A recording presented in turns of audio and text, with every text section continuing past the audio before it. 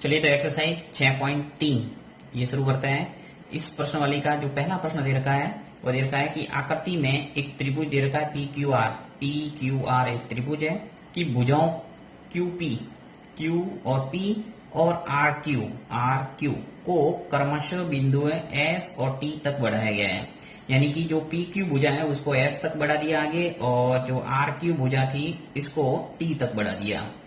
यदि S P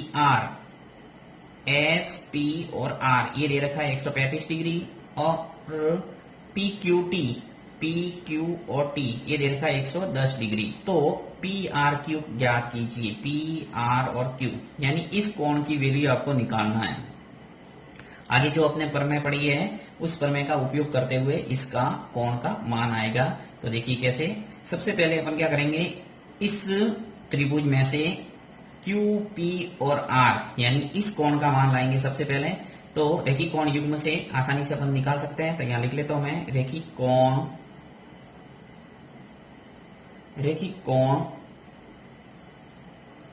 युग्म से।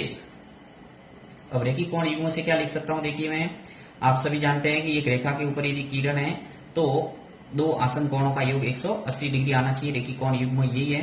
तो यहां पे लिख लेता हूं मैं कि कोण ऑफ एस पी और आर यानी एस पी और आर जो कोण अपन को दे रखा है वो प्लस अंदर वाला कोण क्यू पी और आर यानी ये कोण, इन दोनों कोणों का योग है वो क्या आना चाहिए 180 रेखिक कोण युग्म से। तो क्यू पी और आर बराबर आना चाहिए 180।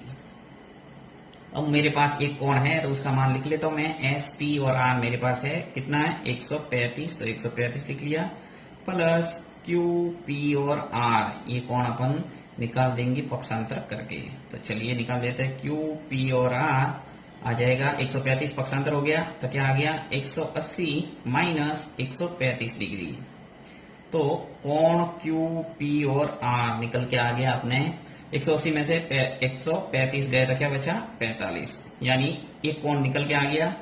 अब इसका उपयोग आगे अपन करेंगे पी आर और क्यू निकालने में। पी आर क्यू अपन को पूछा है तो देखिए प्रमेय अपन ने पढ़ी थी एक 6.8। सबसे पहले मैंने प्रमेय पढ़ाई 6.7 जो कि त्रिभुज के तीनों कोणों का योग 180 डिग्री होता है, वो उससे संबंधित थी।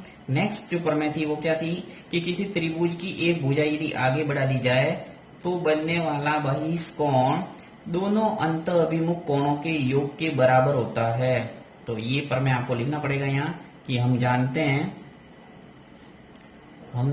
हैं कि मैं वीडियो स्किप करके लिख लेता हूं ताकि टाइम वेस्ट नहीं होगा आपका। तो ये मैंने जो प्रमेय 6.8 थी वो लिख ली कि हम जानते हैं कि किसी त्रिभुज का जो बहिष्कोण है वो दोनों अंत अभिमुख कोणों के योग के बराबर होता है। यहाँ पे अंत अभिमुख कोण है उसकी जगह आप अंतराभिमुख कोण भी लिख सकते हैं, ये दोनों एक ही है। तो देखिए बहिष्कोण कौन सा बन रहा है कि पी क्यू टी यानी ये बहिष्कोण है वो दोनों कोणों के योग के बराबर होगा। कौन से अंत अभिमुख कोण क्यू पी आर और एक पी आर क्यू। तो इसको बराबर कर देता हूं कि कोण जो पी क्यू टी है पी क्यू टी अर्थात 110 डिग्री ये बराबर आ जाएगा कोण ऑफ क्यू पी आर इस कोण के यानी क्यू पी और आर जो अपन ने निकाला है प्लस एक दूसरा कोण है पी आर और क्यू जो अपन को पूछा है। तो पी आर और क्यू।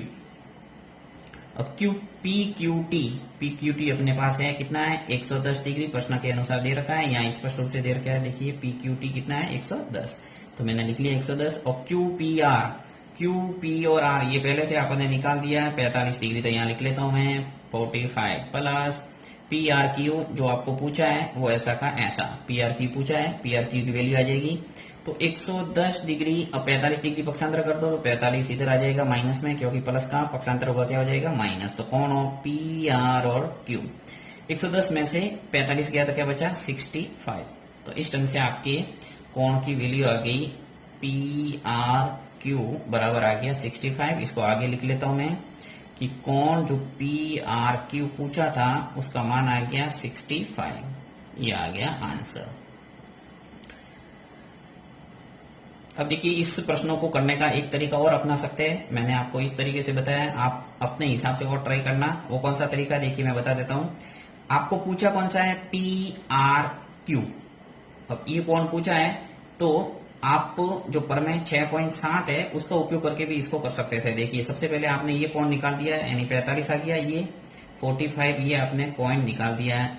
अब एक त्रिभुज के तीनों कोणों का योग क्या होता है, 180 डिग्री। तो यदि आप रेखी कोण युग्म यहां पर भी लगा दें, यानी कि ये 110 है तो ये कितना आएगा, 70 डिग्री। अब जब त्रिभुज की दोनों कोणों का योग आपको मान पता है तो तीसरा कोण इजीली पता कर सकते हैं, क्योंकि त्रिभुज के तीनों कोणों का योग क्या आता है, 180 डिग्री। और 180 में से 45 और 70 को घटा दोगे तो आ जाएगा 65, यानी ये आपके आ जाएगा 65। तो ये भी तरीका आप अपना सकते हैं, जो भी आपको अच्छा लगे वो परीक्षा में कर सकते हैं, कोई जरूरी नहीं ये करें।